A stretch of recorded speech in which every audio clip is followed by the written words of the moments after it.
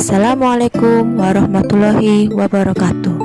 Selamat berjumpa lagi dengan Bu Mega. Bagaimana kabarnya hari ini anak-anak? Semoga kita diberi kesehatan dan selalu dalam perlindungan Tuhan Yang Maha Esa. Kali ini kita akan belajar tema 1, subtema 2 tentang pertumbuhan dan perkembangan manusia dengan pembelajaran 1 dan dengan materi matematika, bahasa Indonesia, dan SPDP. Anak-anak, coba perhatikan gambar berikut. Di dalam gambar tersebut, kita mengetahui bagaimana proses pertumbuhan dan perkembangan manusia, dimulai dari bayi, balita, anak-anak, remaja, dan dewasa. Manusia merupakan salah satu makhluk hidup dan memiliki ciri-ciri yang sama dengan makhluk hidup yang lainnya. Salah satunya yaitu pertumbuhan dan perkembangan. Pertumbuhan manusia itu sudah dimulai sejak di dalam kandungan. Berarti anak-anak itu sudah tumbuh di dalam kandungan ibu dari janin, kemudian terlahir menjadi bayi dan sampai dewasa. Pertumbuhan manusia itu semakin bertambah besar dan tentunya dipengaruhi oleh beberapa faktor.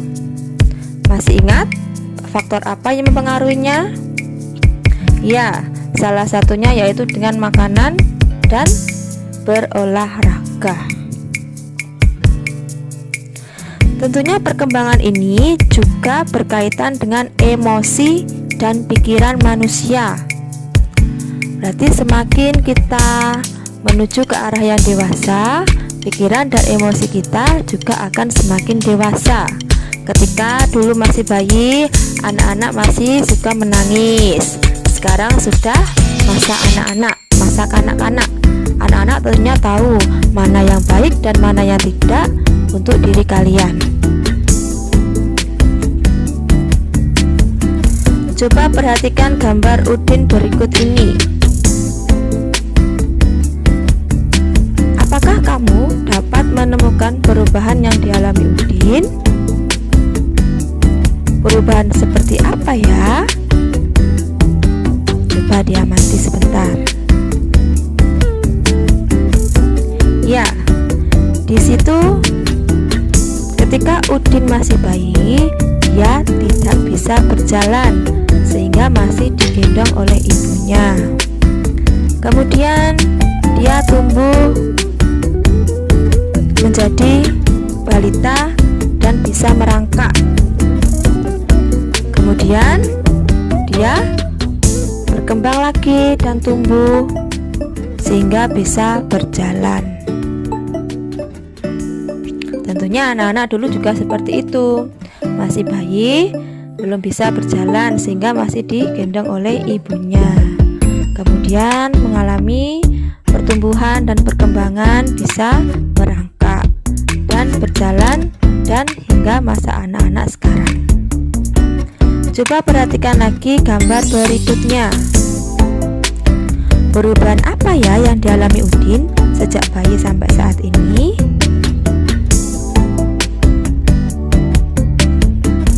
Ya, ketika masih bayi, balita, Udin hanya membutuhkan minuman susu saja.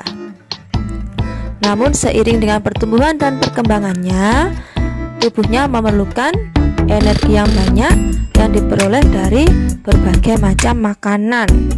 Bisa dilihat di gambar tersebut. Pada gambar-gambar tersebut membuktikan bahwa manusia itu mengalami pertumbuhan dan perkembangan. Tentunya anak-anak juga mengalami hal demikian. Sekarang coba kalian wawancara kepada orang tuamu. Kira-kira pertumbuhan dan perkembangan apa yang ada pada diri kalian? Apa itu wawancara? Wawancara itu adalah kegiatan tanya jawab yang dilakukan oleh seseorang sebagai pewawancara atau wartawan kepada orang lain yang disebut narasumber untuk mendapatkan informasi. Di sini anak-anak menjadi wartawan dan bertanya kepada orang tuamu sebagai narasumber. Bisa tidak? Tapi terlebih dahulu anak-anak harus mempersiapkan daftar pertanyaan yang ingin kamu tanyakan. Kira-kira daftar pertanyaannya seperti apa ya? Tentunya kita harus mengetahui kata tanya. Di dalam kata tanya itu kita bisa membuat beberapa kalimat tanya. Pada dasarnya kata tanya itu terdiri dari apa, siapa, di mana, kapan, mengapa, dan bagaimana. Apa itu digunakan untuk menanyakan hal, sedangkan siapa itu menanyakan orang. Di mana menanyakan tempat berada, kapan menanyakan waktu, mengapa menanyakan sebab, dan bagaimana menanyakan keadaan. Kira-kira anak-anak bisa tidak membuat daftar pertanyaan untuk ditujukan kepada orang tua dengan menanyakan pertumbuhan dan perkembangan anak-anak dari mulai bayi hingga sekarang. Dicoba ya. Pertumbuhan dan perkembangan manusia itu salah satu contohnya mengalami berat dan tinggi badan. Kekuatan tangan kita juga mengalami perkembangan. Waktu kita masih bayi, tentunya kita tidak bisa memegang botol ataupun gelas. Namun, ketika semakin tumbuh dan berkembang, anak-anak bisa memegang botol ataupun memegang gelas. Itu dinamakan pertumbuhan dan perkembangan. Dan kekuatan tangan tersebut bisa dilakukan dengan kegiatan olahraga dan menari. Tentunya gerakan tangan itu berupa gerakan kuat dan gerakan lemah. Apa ya gerakan kuat dan gerakan lemah? Gerakan kuat itu dengan menggunakan tekanan tubuh atau usaha dalam melakukan gerakan yang bertenaga. Berarti ketika kita melakukan gerakan kuat, kita membutuhkan tenaga yang lebih, tenaga yang kuat. Sedangkan gerakan lemah itu membutuhkan kelembutan dan penghayatan. Sekarang coba perhatikan gambar-gambar berikut ini. Pada gerakan pertama, kita mengangkat tangan kanan lalu tangan kiri dengan kuat, seperti sedang mengangkat beban. Itu termasuk gerakan kuat apa lemah, anak-anak? Ya, itu termasuk gerakan kuat. Kemudian lihat gerakan yang kedua. Turunkan kedua tangan secara perlahan. Kedua tangan diturunkan sambil menggerakkan jari-jari tangan menirukan air hujan turun. Itu adalah contoh dari gerakan. Ya, itu adalah contoh dari gerakan lemah. Kemudian lihat gambar gerakan yang ketiga. Rentangkan kedua tangan ke samping, lalu bengkokkan sehingga membentuk huruf U. Termasuk gerakan apa ya? Ya, itu itu termasuk gerakan kuat. Kemudian gerakan keempat, gerakan memutar pergelangan tangan secara perlahan-lahan.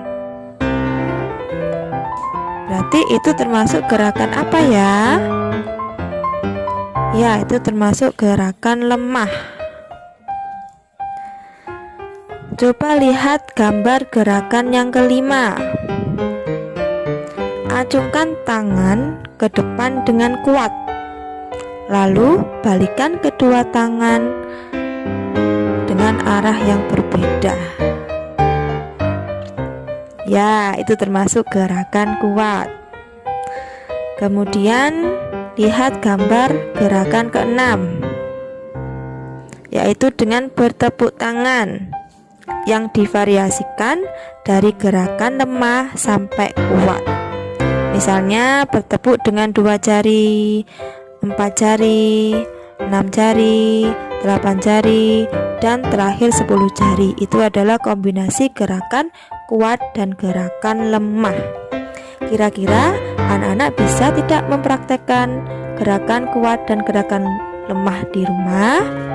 Coba dipraktekkan ya. Anak, kemarin kita sudah belajar penjumlahan dengan teknik tanpa menyimpan bersusun ke bawah.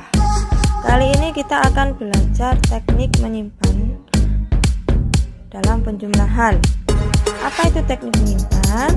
Berarti nanti kita akan menyimpan bilangan yang sudah kita jumlah untuk dijumlahkan ke bilangan yang ada di depannya. Sekarang perhatikan nomor 1. Ada 2465 ditambah 3208. Di sini kita bisa mengetahui nilai tempatnya. 2 di sini itu adalah nilai ribuan, 4 nilai ratusan, 6 nilai puluhan, dan 5 nilai satuan. Sekarang kita akan berhitung dengan nilai tempat ribuan. Kita 4 bilangan di sini ya. Untuk sebelumnya di kelas 1 dan 2 anak-anak sudah belajar tentang penjumlahan 3 bilangan dan 2 bilangan. Sekarang kita akan belajar tentang penjumlahan 4 bilangan dengan teknik menyimpan. Kemarin bagaimana caranya kita menghitung? Ya, kita hitung dari bilangan yang paling belakang. Di sini kita bisa melihat bilangan yang paling belakang itu adalah 5 dan 8. Nilai tempatnya adalah satuan. Berarti pada intinya kita menghitung dengan teknik bersusun ke bawah, kita harus hitung dari nilai satuannya terlebih dahulu. Namun di dalam soal ini kita menggunakan teknik menyimpan. Sekarang coba perhatikan. 5 ditambah 8 sama dengan 13. Kita tulis di sini ya. Tidak mungkin angka 13 itu kita langsung tulis di sini. Maka dari itu kita menggunakan teknik menyimpan. Mana bilangan yang harus kita simpan dan harus kita tulis? Bilangan yang harus kita simpan itu adalah yang depan. Berarti 1 ini nanti kita simpan. Dan bilangan 3 ini yang akan kita tulis. Di sini tentunya ya. 1 ini disimpan di mana, Bu? 1 ini disimpan di bilangan berikutnya. Berarti kita simpan di atasnya ini untuk dijumlah. Coba perhatikan. 1 ditambah 6 ditambah 0 sama dengan 6.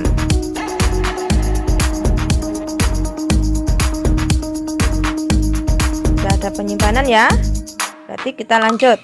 4 ditambah 2 sama dengan 6. Tidak ada penyimpanan lagi. 2 ditambah 3 sama dengan 5.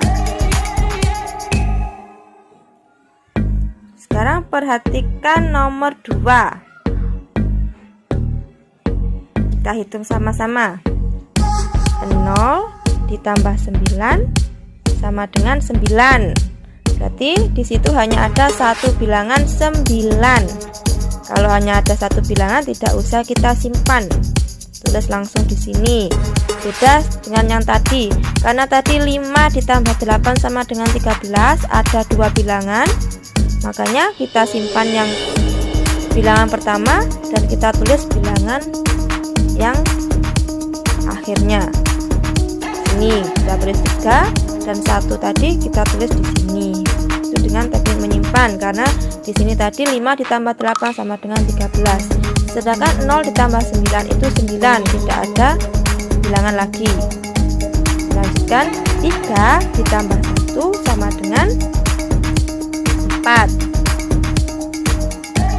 Selanjutnya, 7 ditambah 4 sama dengan 11. Ini ada dua bilangan 11, 1 dan 1. 1 di sini adalah menempati puluhan dan 1 yang belakangnya menempati nilai satuan. Berarti mana yang harus kita simpan dan mana yang harus kita tulis? Yang harus kita simpan itu adalah nilai puluhannya, karena kebetulan ini angkanya sama, bilangannya 1 dan 1, tetapi nilai tempatnya berbeda ya. Di sini berarti yang harus kita simpan itu bilangan yang di depannya. Intinya seperti itu ya anak-anak. Kalau anak-anak lupa ini nilai satuan apa nilai puluhan ya Bu, yang penting kalian harus ingat bilangan yang paling belakang ini yang kita tulis, entah itu 1, 2, 3, 4, 5 dan seterusnya. Yang kita tulis itu yang belakang ini, jadi kita tulis di sini 1, dan 1 yang di depannya ini baru kita simpan. Kita simpan di bilangan selanjutnya, yaitu di atas ini ya. Untuk kita jumlah 1 ditambah 5 sama dengan 6, 6 ditambah 2 sama dengan 8. Berarti 8, tidak ada penyimpanan, kita langsung tulis di sini. Paham apa tidak kira-kira anak-anak? Jika anak-anak sudah paham, nanti tolong dikerjakan nomor 3 dan 4. Baiklah anak-anak, selamat belajar dan wassalamualaikum warahmatullahi wabarakatuh.